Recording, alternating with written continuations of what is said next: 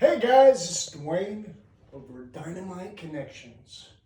And we come to give you a fan topic from Maxwell over in Australia, way down on the other side of the planet.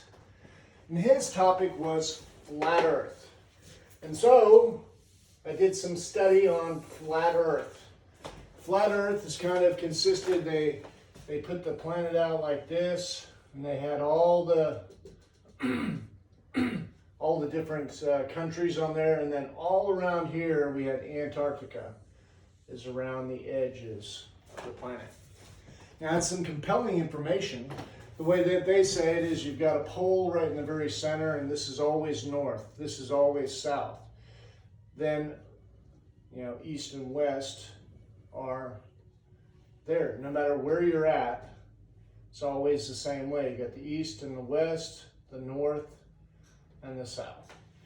And they say that this was done, it was perpetuated by some sinister individuals that wanted us to think it was a round Earth because they wanted their way and wanted us to feel like little insignificant bugs traveling at 900,000 million miles an hour through the universe, and just try to make us very small instead of God's actual children, made in God's image. But you also have the people that have the round Earth, and they have some really compelling information too. And they both use sciences, and they both use physics in its own realm to basically state their opinion. And both of them are really, really good. So, which way to think? Now, from my studies, mine is more from a quantum realm, basically, and that's the realm where, you know what, the only difference is the way you think. And so, when I think, I'm using my brain, which is consisted of conscious and subconscious, and then I have my 5 little feelers that go out in the world: sight, sound, taste, touch, hearing, okay? Sight, smell, taste, touch, and hearing. And then that's connected to my body, which in the very center of my body is the heart center. This is your heart chakra, and it sends out feelings into the universe. These are known as vibration. Our feelings are vibration. So our heart center, which is connected to our subconscious through the vagus nerve. Vagus. I wonder why it's called the vagus nerve. Rolling the dice, baby, right? I don't know. But what I do know is your subconscious is a bunch of programs. And now these programs consist of really good ones. Number 1, your heart beating. If you had to think to keep your heart beating, how long do you think you would live? Good question, huh? Or if you had to think how to breathe, how long would you live? I know a good deep sleep, I'm gone, baby, right? So these are some of your responses that you can think about. Your blood, oh my goodness, we could sit here for an hour, make your eyes roll back in the head on all the things that your blood does. And it's all subconscious responses and what you're programmed to in your DNA, right? Your DNA also, just like the heart center, sends out a vibration into the universe. Your DNA, that's what makes you up. This is the vibrational set point that you're at, because every cell in your body has a DNA strand, which is your tackle box. It's not the orator of life, right? And through epigenetics, the environment is what the skin of the cell is actually the brains of the cell. Just as your body's covering the skin is the same as what makes up your brain. Interesting, isn't it? And that the actual heart is a brain as well. It's called the heart brain, and it's an electromagnetic generator that generates electricity. And this electricity, this frequency, is passed out of your body through feelings. This is how you know what vibration you're sending out, your feelings. You only have two feelings, good and bad in varying different degrees. Good and bad in varying different degrees. So this frequency goes out. Now we're touching base in the law of attraction and the law of seeking, okay? Now we have the 13th law, which is the law of belief. We go to HENRYFORD's words. You can think you can or think you can't. Either way, you're right. It's your thinking that makes it so. Or you can believe you can or believe you can't. Either way, you're right, because it's your thinking that makes it so. Your beliefs are the orator of your life. Now, so we're back in here. We've got the DNA sends out a vibration. Your heart center sends out a vibration. The human brain, as theorized by Einstein and Edison, sends out transmissions. Okay? As you think, you're sending out a vibration. The vibration, the thoughts that you think, the thought, travels down and goes into the vagus nerve, goes to the heart, and then you send out this vibration here. But you also send and receive information from the field that actually sets in vibration on how much attention you put to it, because not all thoughts are yours. It's pretty interesting. So we've got all these thoughts and stuff coming to us. Now, what does this mean?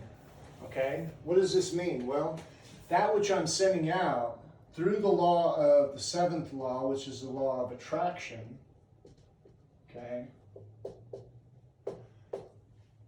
comes back.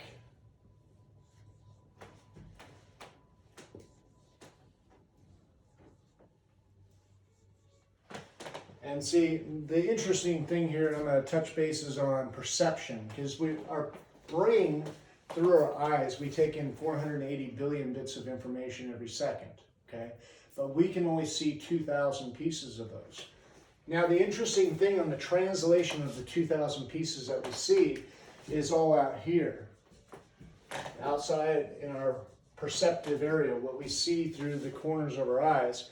And then in this realm right here, our brain, what it does is it makes stuff up based upon the assumption of what's out here, based upon how we're thinking. These programs, these neural pathways that we have throughout our brain, scattered in there, subconscious responses. And so it makes its best decision based upon what you're thinking.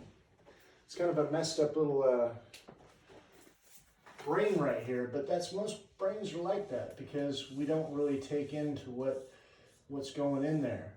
Now, the interesting thing with the conscious and the subconscious brain, whatever you think on for 68 seconds sets a resonant frequency. That's the frequency that you send out to the world, okay, on a daily basis. So in the morning time, if you set a frequency of fear, oh, woe is me, and stuff like that, for 68 seconds, you hold it for 68 seconds, it goes out to the universe, and the universe starts giving you that.